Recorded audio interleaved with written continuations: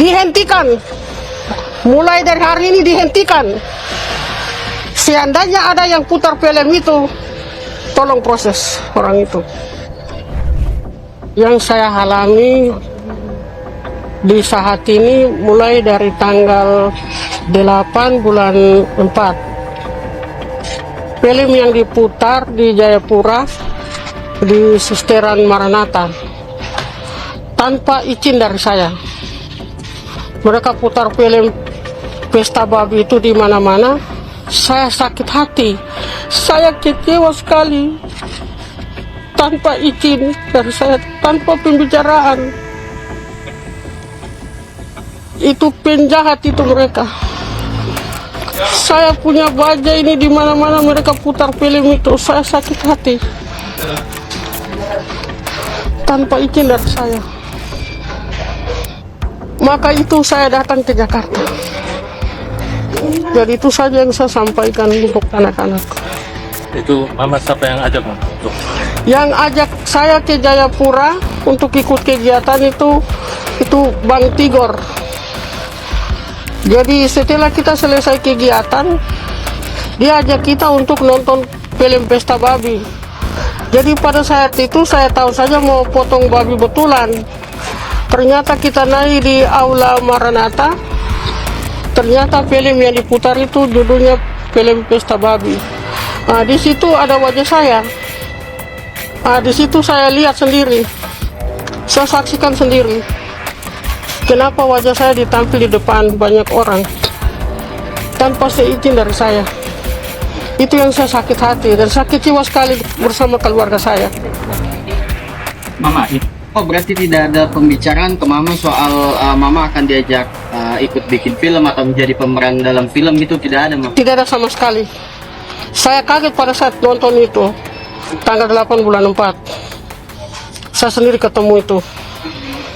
Wajah saya di situ pada saat mereka putar film itu pesta babi.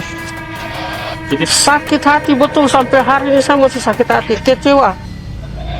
Kenapa wajah saya bisa dibawa kemana-mana lewat film itu? Apa saya ini boneka? Apa saya patung Asmat yang sudah diukir?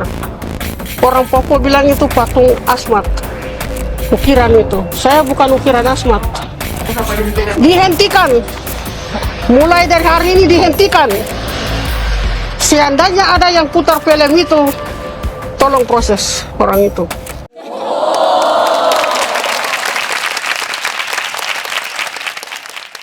Bayangkan Anda sedang duduk di bioskop. Anda lagi menonton sebuah film dokumenter yang sangat menggugah hati.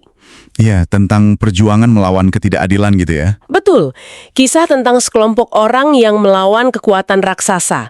Dan di sana ada satu tokoh utama, seorang pahlawan lokal yang begitu teguh, yang dielu-elukan penonton karena keberaniannya. Anda pasti bersimpati kan, Anda terinspirasi. Pasti. Akibat proyek ini apa yang Mama rasakan tuh apa sebenarnya? Akibat proyek ini, strategi nasional ini membuat kami kelaparan dan ada kaitan dengan stunting juga lewat air. Maksudnya gimana tuh stunting lewat air? Ya, karena kami punya tempat air minum macam bendungan begitu. Itu sudah sejak dari dunia jadilah. Jadi kami bisa ambil air di situ. Jadi ketika penggusuran masuk dengan ekskavator, air itu jadi kabur. Jadi kalau macam kami minum air dari situ, tetap ada perut sakit, muntah-muntah, dan sudah terjadi. Itu ada 3 anak yang langsung korban. Itu pengaruh air. Oke, jadi bukan hanya ada kerusakan hutan, tapi ada juga sumber air yang tercemar gara-gara proyek itu. Iya, gara-gara proyek strategi nasional. Tapi, nah ini dia, tepat sebelum filmnya selesai, muncul berita kilat di layar ponsel Anda. Sang pahlawan ini tiba-tiba berbalik 180 derajat. Wah. Dia menolak filmnya sendiri, menyatakan memihak pada kekuatan yang selama ini ia lawan, dan puncaknya... Dilapor polisi? Iya, dia melaporkan para pembuat film ke polisi. Plot twist ini kedengerannya kayak fiksi murahan ya, tapi inilah yang sedang terjadi di dunia nyata pada sosok Mama Yasinta Moiwent. Benar sekali, dan ini bukan isu kecil. Sama sekali bukan. Jadi hari ini di penelusuran mendalam kita akan membedah tumpukan laporan investigasi. Mulai dari BBC News Indonesia, Tempo, Jubi Papua, sampai rilis media lainnya. Misi kita adalah mencari tahu apa yang sebenarnya terjadi di balik layar film Pesta Babi Kolonialisme di zaman kita ini. Betul, kita harus melihat fakta dari berbagai sisi tanpa memihak ya. Ya, apakah ini murni pengkhianatan atau kelelahan seorang aktivis atau ada kekuatan raksasa tak terlihat yang memaksanya berbalik arah? Jangan ikut campur urusan saya ya, saya tegaskan untuk kalian. Jangan ikut campur urusan saya. Jangan kaitkan urusan saya dengan PSN. Saya bermasalah dengan orang-orang tertentu yang pamer-pamer saya punya wajah di mana-mana. Tidak usah ikut-ikut urusan saya. Mama baik. Bukan kalian yang kasih makan saya. Kalian dengar, bukan kalian yang kasih makan saya. Saya cari makan sendiri. Saya napai sendiri, saya punya anak-anak. Tidak usah ikut campur urusan saya. Dan saya tidak ada yang intimidasi saya. Tidak usah tuduh orang sembarangan. Harus tanya saya di Jakarta ada baik-baik. Saya tidak pernah sampai di Bopemdigul. Saya tidak pernah sampai di situ. Mana bukti saya sampai di Bopemdigul? Kalian jangan sembarangan. Dan stop, tidak usah provokator-provokator lagi. Bukan kalian yang kasih makan saya. Saya ini hidup sendirian dari dulu, tidak usah ikut campur urusan saya. Apa kalian ada kasih makan saya? Kalian terima gaji pada kirim saya 1 sen untuk saya beli beras, untuk saya makan? Tidak ada. Jadi stop sudah. Saya tidak mau dengar lagi kamu provokator di situ. Saya akan sekali lagi saya kasih tahu untuk kalian, saya tidak ada urusan dengan PSN. Jadi perasaan harga diri saya, malunya saya, tidak usah kaitkan dengan PSN. Jadi kalian stop. Tidak usah ikut campur urusan saya. Entah intimidasi ke apakah itu tidak ada, itu bohong. Itu bohong.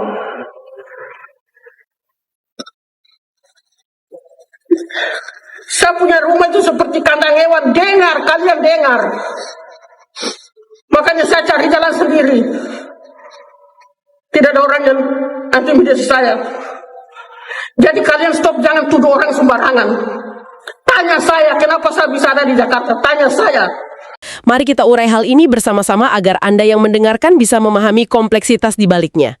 Dan untuk mengurai benang kusut ini, kita tidak bisa langsung melompat ke momen lapor polisi di Jakarta. Kita harus mundur sedikit. Oke, ke awal mula film ini dirilis ya. Tepat. Kita harus melihat dulu apa yang sebenarnya memicu kehebohan ini. Film Pesta Babi ini bukan sekedar tayangan YouTube biasa. Waktu dirilis secara global pada Maret 2026 dan masuk ke YouTube pada 22 Mei, daya ledaknya itu luar biasa. Sangat masif. Iya. Dalam 1 pekan saja, penontonnya menembus 10 juta. 10 juta penonton. Angka yang gila untuk sebuah film dokumenter independen di Indonesia. 10 juta dalam seminggu itu sudah levelnya film blockbuster. Tapi bagi Anda yang mungkin belum sempat menonton atau mengikuti isunya, apa sih sebenarnya yang ditangkap oleh kamera sutradara Dandi Dwi Laksono dan Cipri Pajudale ini sampai resonansinya sebesar itu? Inti dari film ini sebenarnya adalah sebuah benturan peradaban. Benturan peradaban, oke. Ya, film ini mendokumentasikan dampak langsung dari proyek strategis nasional atau PSN. Spesifiknya di ranah ketahanan pangan, yang sering kita sebut food estate itu. Ah, iya, food estate. Nah, fokusnya ada di pembukaan jutaan hektare hutan ulayat di Papua Selatan untuk perkebunan tebu, kelapa sawit, dan bioenergi. Masalahnya wilayah yang dibabat ini bukan tanah kosong. Tentu saja bukan. Ini adalah rumah bagi suku-suku asli, kayak suku Marin, Yei, Auyu, dan Muyu. Jadi kamera itu benar-benar mendokumentasikan perubahan lanskap yang drastis, dari hutan adat menjadi area industri raksasa. Ada satu detail di catatan sumber kita yang bikin saya geleng-geleng kepala. Yang soal alat berat ya? Betul. Pada bulan Juli 2024, itu didatangkan 500 unit ekskavator ke wilayah tersebut. Bulan berikutnya datang lagi 264 unit. Dan kabarnya, itu baru sebagian kecil dari total 2.000 alat berat yang dipesan. 2.000 ekskavator. Itu angka yang susah dibayangkan. Sangat susah. Coba Anda bayangkan, Anda tinggal di sebuah kampung yang sangat terisolasi. Selama ini kampung Anda itu cuma bisa dicapai lewat laut atau pesawat perintis kecil. Terus tiba-tiba, ratusan ekskavator raksasa turun dari tongkang. Menderu-deru merobahkan hutan. Iya, menderu-deru di sekitar Anda. Diiringi aparat keamanan berseragam yang jumlahnya, menurut beberapa tokoh masyarakat di sana, seolah-olah melebihi warga sipil. Ini pasti terasa kayak ada invasi makhluk asing di halaman rumah Anda sendiri, kan? Sangat tepat analoginya. Dan yang sangat menarik di sini adalah, alat-alat berat itu bukan cuma menghancurkan pepohonan. Mereka mencerabut sebuah identitas yang sudah mengakar ribuan tahun. Maksudnya identitas kultural, ya? Betul. Karena itulah perlawanan masyarakat di sana tidak melulu berbentuk adu fisik frontal, melainkan lewat simbol-simbol spiritual dan budaya yang direkam dengan sangat intim dalam film ini. Oh, seperti judulnya sendiri ya, Pesta Babi? Ya, judul Pesta Babi itu diambil dari Atat Bon. Itu semacam ritual masyarakat suku Muyu yang merayakan hubungan sakral antara manusia, alam, dan leluhur mereka. Wah, Ketika ruang sakral itu digilas ekskavator, suku Auyu merespons dengan memaku palang salib merah di pohon-pohon. sebagai tanda batas yang tidak boleh dilewati. Betul sekali. Dan ada juga ritual tanam sasi dari suku Marin, kan? Waktu saya membaca tentang ritual ini di sumber kita, itu benar-benar menyayat hati. Tanam sasi itu pada dasarnya adalah upacara kematian. Upacara kematian. Ya, tapi dalam konteks ini, masyarakat Marin menggelar ritual duka cita tersebut bukan untuk manusia, melainkan untuk meratapi alam dan hutan mereka yang mati digusur. Mereka menangisi tanah. Persis, seolah-olah menangisi anggota keluarga yang meninggal. Ini menunjukkan seberapa dalam ikatan kosmologis mereka dengan lingkungan. Nah, di tengah pusaran perlawanan kultural inilah, muncul sosok sentral yang menjadi jangkar emosional dalam film tersebut. Mama Yasinta Moywen. Betul, Mama Yasinta. Profil beliau ini sangat menarik menurut saya. Beliau ini dari Kampung Wanam, itu sebuah desa pesisir yang populasinya cuma sekitar 734 jiwa. Sangat terpencil kan, tapi suaranya terdengar sampai ke ibu kota. Dan seingat saya dari laporan yang ada, rekam jejak beliau ini bukan tipe orang yang baru kemarin sore ikut protes kan? Sama sekali bukan. Mama Yasinta ini bisa dibilang veteran di garis depan. Beliau adalah motor penggerak advokasi hak ulayat selama bertahun-tahun. Pada Oktober 2024, bayangkan, beliau terbang jauh ke Jakarta untuk ikut aksi Kamisan. Aksi Kamisan seberang Istana Negara? Betul, ia membawa surat penolakan langsung untuk presiden saat itu. Ia juga bersuara di Mahkamah Konstitusi, di Pengadilan Tata Usaha Negara Jayapura, dan sangat vokal di berbagai forum pemerintahan daerah. Konsistensinya luar biasa ya. Sampai-sampai Aliansi Jurnalis Independen menganugerahkan SK Trimurti Award kepadanya pada tahun 2025. Iya, dan di dalam film Pesta Babi pun, suaranya sangat lantang. Ia terekam dengan jelas mengatakan, harus kuat. Apapun yang terjadi di depan kita, kita harus lawan. Nah, dengan profil pejuang yang begitu tebal dan tanpa kompromi seperti itu, logikanya orang ini tidak akan pernah mundur dong. Logikanya begitu. Namun, fakta dari sumber-sumber kita hari ini menunjukkan hal yang sepenuhnya berkebalikan. Cuma seminggu setelah film itu meledak di YouTube, tepatnya pada 23 Mei 2026, tiba-tiba muncul sebuah video amatir. Video klarifikasi itu ya? Iya. Di video itu, Mama Yasinta menyatakan mundur dari LBH Pos Merauke yang selama ini mendampinginya. Alasannya apa? Nah, dia bilang dia merasa dimanfaatkan. Dia menyebut rumahnya butuh renovasi, sudah tidak layak huni, dan ketiga anaknya menganggur. Jadi dia butuh pekerjaan untuk anak-anaknya di perusahaan food estate tersebut. Ini poin yang sangat krusial. Dari sudut pandang sosiologis, ini adalah fenomena kelelahan aktivisme atau activist burnout. Dan ini sangat nyata di lapangan. Activist burnout? Ya. Ketika lampu kamera dokumenter dimatikan dan para aktivis dari kota kembali ke kehidupan nyaman mereka, orang-orang seperti Mama Yasinta ini kan harus kembali ke rumah kayunya yang bocor. Betul. Mereka harus memikirkan besok anak-anak saya makan apa. Jadi ada realitas ekonomi yang menekan. Saya setuju. Tunggu, kalau alasannya murni karena himpitan ekonomi dan butuh biaya renovasi rumah, keputusan mundur dari LSM dan mencari kerja di perusahaan itu sangat bisa dipahami. Kehidupan memang keras kan? Tapi itu sama sekali tidak menjelaskan kejadian 6 hari kemudian. Pada tanggal 29 Mei, beliau tiba-tiba sudah berada di Polda Metro Jaya, Jakarta. Didampingi pengacara. Iya, didampingi pengacara Hamonangan Daulay, dan justru mempidanakan Direktur LBH Merauke, Joni Teddy Wakum. Disinilah letak hal yang paling menarik. Ada rantai logika yang putus di sini. Kenapa harus sampai lapor polisi jauh-jauh di ibu kota? Disinilah manuvernya menjadi sangat tidak biasa, bahkan bagi para pengamat hukum. Yang dilaporkan, itu bukan pasal pencemaran nama baik. Nah, ini yang bikin saya sangat penasaran. Mereka menggunakan Undang-Undang Pelindungan Data Pribadi kan? UU PDP. Betul, spesifiknya pasal 65, Jungto 67, dengan ancaman 4 tahun penjara atau denda 4 miliar rupiah. Tuduhannya adalah, wajah Mama Yasinta ditampilkan dalam film Pesta Babi tanpa izin atau konsen tertulis darinya. Penggunaan Undang-Undang Perlindungan Data Pribadi dalam konteks ini sangat tidak biasa loh. Kenapa UU PDP? Biasanya kan kalau ada tokoh yang merasa dirugikan oleh sebuah publikasi, mereka larinya ke UU ITE pasal pencemaran nama baik. Karena ini adalah strategi hukum yang sangat taktis. Coba Anda pikirkan, kalau Anda menggunakan pasal pencemaran nama baik, beban pembuktiannya di pengadilan itu sangat berat. Harus membuktikan niat jahat ya. Ya, Anda harus membuktikan bahwa reputasi Anda benar-benar hancur, ada niat jahat, dan yang ditayangkan itu kebohongan. Masalahnya, dalam kasus Pesta Babi, film itu justru menggambarkan Mama Yasinta sebagai pahlawan. Reputasinya malah naik kan? Tepat. Jadi, sangat sulit membuktikan reputasinya dirusak. Namun, dengan UU PDP, aturan mainnya berubah total. Fokusnya bukan lagi pada dampak reputasi. Tapi murni pada administratif persetujuan data. Selama wajah seseorang tayang secara luas tanpa adanya dokumen persetujuan tertulis yang sah, itu sudah memenuhi unsur pelanggaran. Ini eksploitasi celah hukum yang sangat canggih untuk memukul jatuh sebuah karya dokumenter. Tapi, mari kita pikirkan implikasinya ya, karena ini sangat berbahaya. Jika wajah Anda terekam saat Anda sedang demonstrasi publik di jalanan atau berorasi di depan Istana Negara, apakah wartawan atau pembuat dokumenter kini wajib mengejar Anda membawa kertas persetujuan bermaterai? Bukankah demonstrasi itu sendiri adalah ruang publik?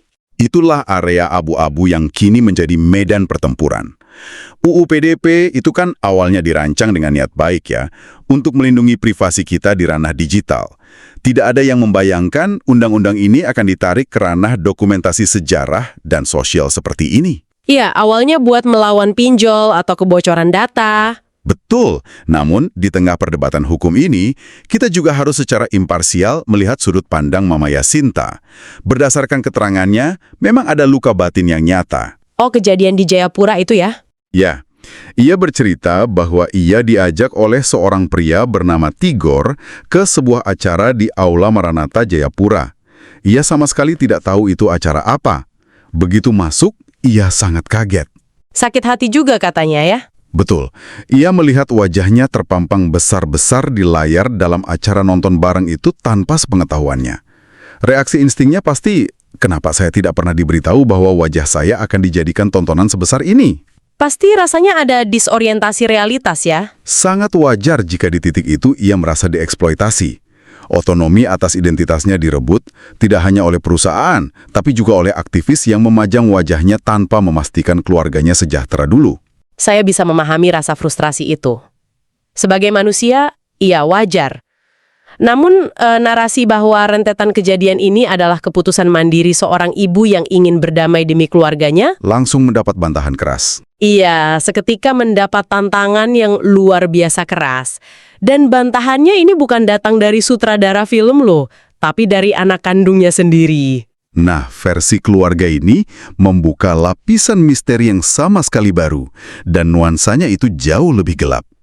Kita minta juga kepada pihak-pihak yang membawa mama, supaya itu dipulangkan kepada kami. Kami keluarga merasa kehilangan mama.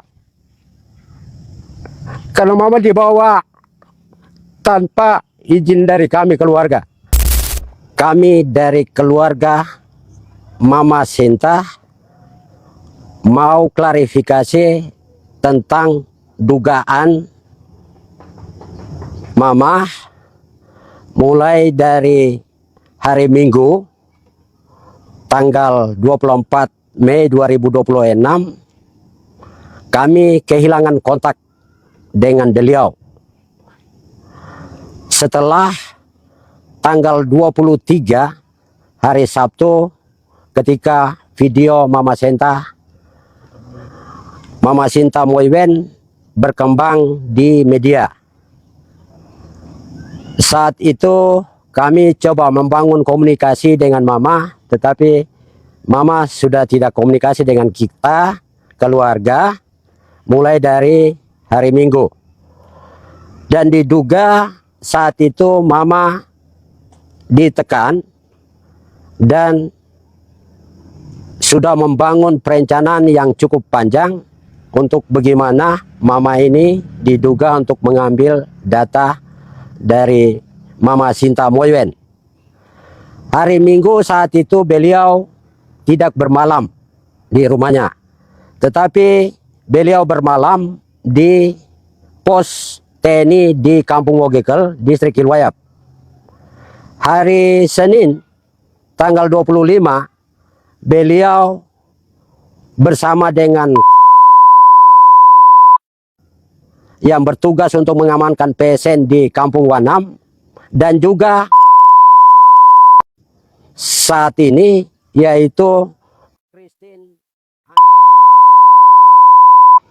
ikut menyeludupkan Mama tanpa sepengetahuan keluarga. Dugaan pertama itu bahwa hari Minggu beliau diberangkatkan pakai kapal laut menuju ke Merauke.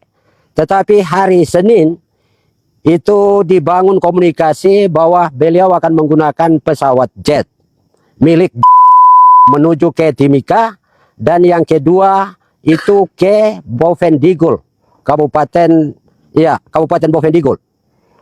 Dan juga mereka entah berangkat ke Merauke, dan saat itu kami sudah tidak tahu keberadaan beliau.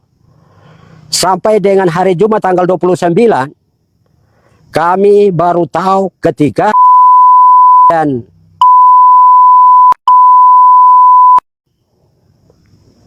berada setelah kembali mereka menggunakan pesawat helikopter dari Merauke menuju ke Wanam, dan komunikasi itu dibangun di untuk kontak menggunakan ponselnya untuk komunikasi dengan Mama Sinta di Jakarta. Dan juga Mama Sinta sampaikan kepada bahwa tolong kirimkan identitas diri, yaitu KTP, kartu keluarga, dan juga dengan saudara. Dan Mama sampaikan bahwa kami akan ketemu dengan Presiden. Dan juga komunikasi itu dilakukan setelah Mama sudah melaporkan LBH di Polda Metro Jaya di Jakarta. Dan komunikasi video yang kedua beredar itu saat mereka sudah melaporkan itu di Metro Jaya. Dan kami minta kepada semua pihak yang berada di Kampung Wogekel, di Kabupaten Merauke, dan di Provinsi Papua dan Tanah Papua untuk sama-sama mengawal dugaan penyeludupan Mama ini, ya, untuk membawa atau sepihak untuk melaporkan LBH Merauke setelah film Pesta Babi itu berkembang, ya. Dan kami merasa ini sistem yang dibangun oleh oknum-oknum sehingga membenturkan perjuangan kami di dalam memperjuangkan tanah-tanah adat kami di tanah Papua. Dan juga yang berikutnya yaitu kita minta kepada LPSK supaya bisa membangun komunikasi, ya, komunikasi, dan juga kepada HAM Republik Indonesia untuk bisa mengawal, dan juga kepada Komnas Perempuan Republik Indonesia untuk bisa mengawal keberadaan Mama ini. Dan juga kita minta juga kepada pihak-pihak yang membawa Mama supaya itu dipulangkan kepada kami. Kami keluarga merasa kehilangan Mama karena Mama dibawa tanpa izin dari kami keluarga. Sampai saat sekarang ini kondisi mama kami belum tahu. Apakah itu beliau baik-baik di Jakarta atau diintimidasi segala macam. Dan secara pribadi mana saya sebagai anaknya saya kenal dekat dengan beliau. Beliau ini diintimidasi, ditekan sehingga bisa mengikuti atau mengcover kegiatan dia selama 3 tahun mulai dari 2024 sampai 2026. Itu sama dengan membenturkan keinginan mama. Jadi mama membenturkan diri dengan mengikuti oknum-oknum yang tidak bertanggung jawab untuk membenturkan atau memuluskan program PSN di atas tanah Papua ini untuk merusak hutan-hutan kami, untuk menggerogoti hidup-hidup kami di tanah Papua ini. Kami minta kepada semua pihak untuk bisa mengawal keberadaan Mama Senta ini, dan juga minta kepada semua pihak dari Merauke, tanah Papua, dan seluruh Indonesia, dan kepada seluruh dunia, bahkan sampai internasional, untuk bisa mengawal atau membelah hal-hal ketidakadilan yang terjadi di tanah Papua ini. Teman-teman yang mendengarkan coba ikut memikirkan logistiknya.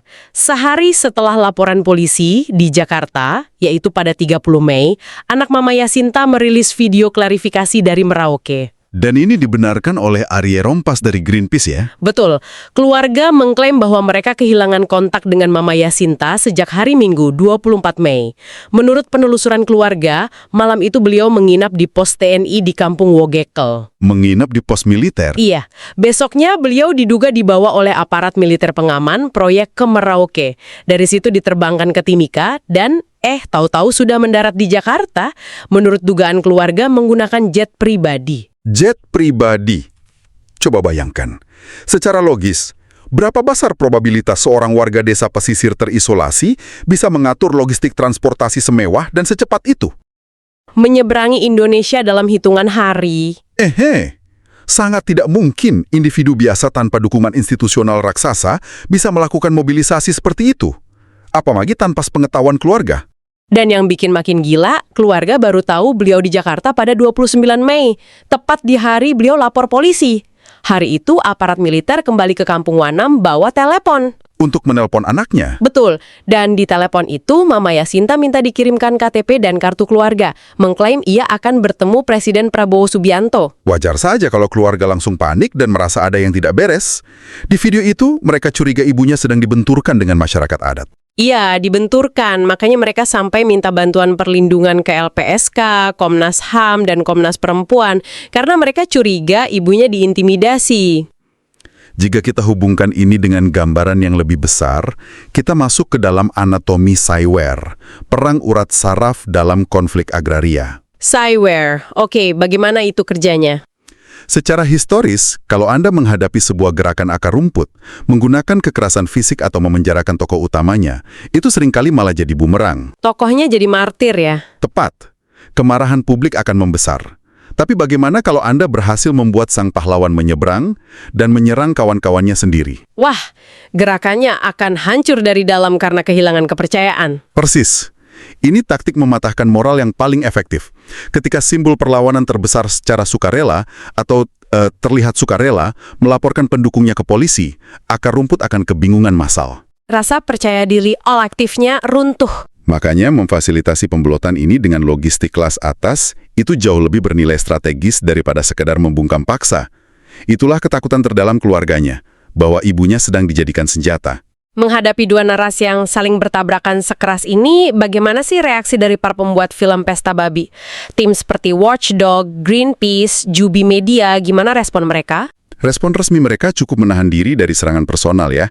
Mereka menyatakan menghormati pilihan pribadi Mama Yasinta dan meminta publik untuk tidak menghakimi beliau. Mereka sadar ada tekanan besar di lapangan. Ya.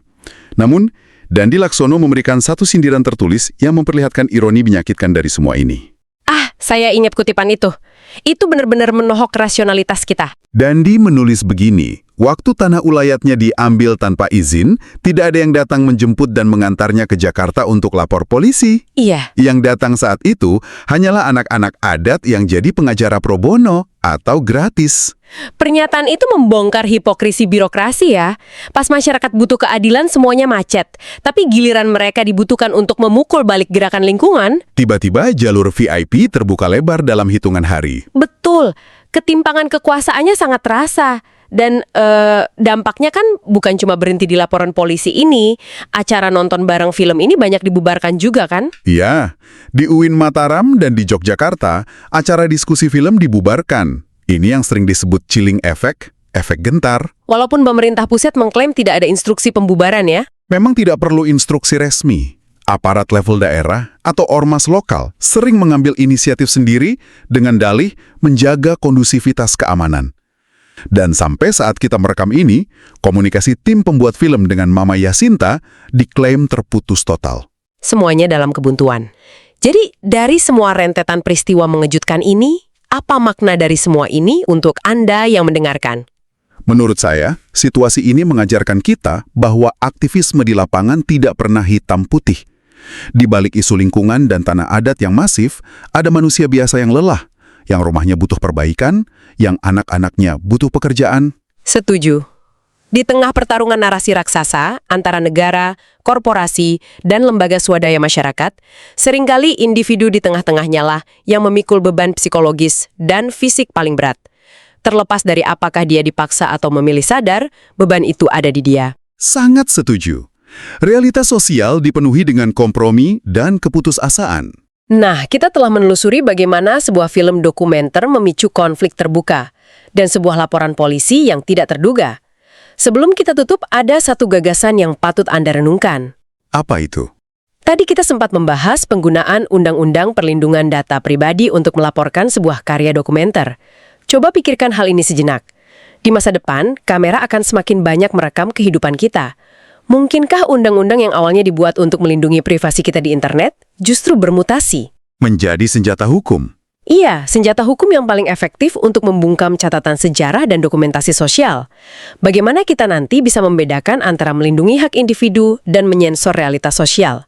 Itu batas tipis yang sangat berbahaya. Betul, sesuatu yang patut Anda renungkan. Terima kasih telah membedah kontroversi ini bersama kami. Pergi pagi pulang petang-petang, kepala pusing-pusing pinggang pegal-pegal. Maka kamu sibukkan susahkan diri. Marilah ambil bagian terbaik. Mari datanglah semua yang letih dan berbeban. Ku kan beri kelegaan kepadamu. Pikulah kuk yang ku pasang dan belajarlah padaku.